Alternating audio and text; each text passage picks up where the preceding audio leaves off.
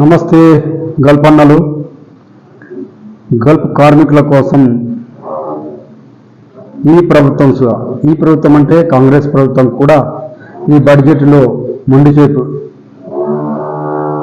చేయి చూపించింది.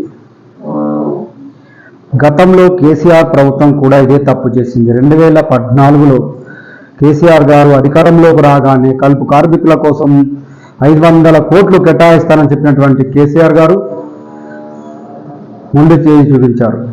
Bill ప్రకటించలే. NRI Gulf board ఏదైనా గల్ఫ్ కార్మికుల కోసం ప్రకటిస్తే గల్ఫ్లో చనిపోయినటువంటి వారి బిడ్డల కోసం, వారి కుటుంబాలకు అండగా నిలబడేవారైతుండే. ఈ స్కీమ్ వల్ల గల్ఫ్లో చనిపోయిన కుటుంబానికి అండగా ఉంటుండే. ఈ కాంగ్రెస్ ప్రభుత్వం కూడా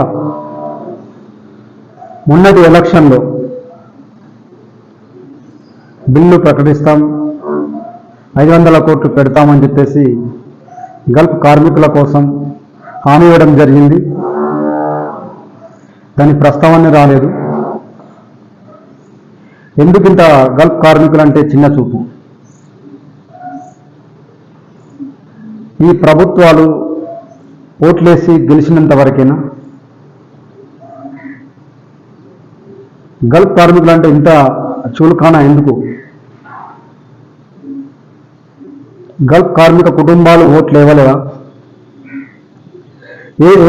ఓట్లేసి అధికారంలోకి వచ్చి కుర్చీలో కూర్చుంటే సరిపోదు. రేవంత్ రెడ్డి గారు, ముఖ్యమంత్రి రేవంత్ రెడ్డి గారికి గల్ఫ్ కార్మికుల తరఫున గల్ఫ్ సంఘాలు అన్నీ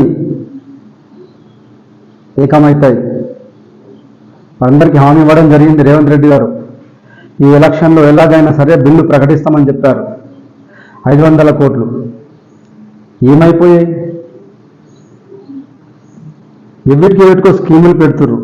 గల్ఫ్ కార్మికుల కోసం ఒక స్కీమ్ ప్రకటిస్తే పోయేదేముండే?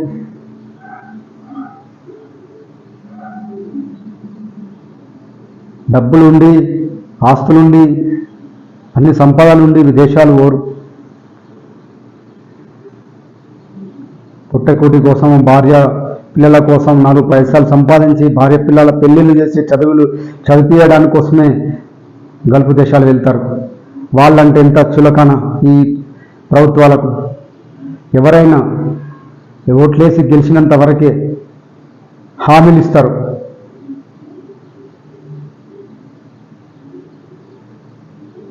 ఈ ప్రభుత్వాలను విమర్శిస్తున్నాం.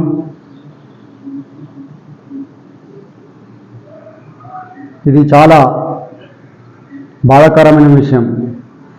గత పాలకులు చేసిన తప్పుని ఈ కాంగ్రెస్ పార్టీ కూడా చేసింది. రేవంత్ రెడ్డి గారు, ఇది మీ పార్టీకి కానీ, మీ అధిష్టానం కానీ, మీకు కానీ సరైనది కాదు. ఒక్కసారి గుర్తుపెట్టుకోండి, గల్ఫ్ కార్మికులు ఏకమైతే ఏం చేస్తారన్న విషయం అన్ని గల్ఫ్ సంఘాలు కలిసి ఈసారి మీకు మద్దతు ఇచ్చారు. ఏం చేశారు మీరు రేవంత్ రెడ్డి గారు?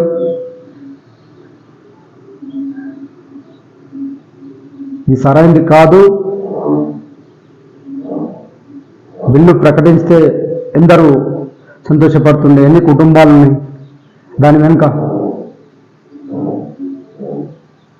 రాష్ట్రంలో అవసరం లేని స్కీములు పెడతారు. ఎందుకోసమయ్యా? గుట్టలకు, వీట్లకు అవసరం స్కీములు. ఫ్రీ ఫ్రీ ఫ్రీ ఎందుకు? ఫ్రీ అవసరం లేదు. అన్నిటికీ స్కీములు తీసేయండి. ప్రభుత్వాన్ని నేను విమర్శిస్తున్నా. నా స్వార్థం కోసం నేను అడుగుతలేను, గరీబోళ్ళ కోసం అడుగుతున్నాం.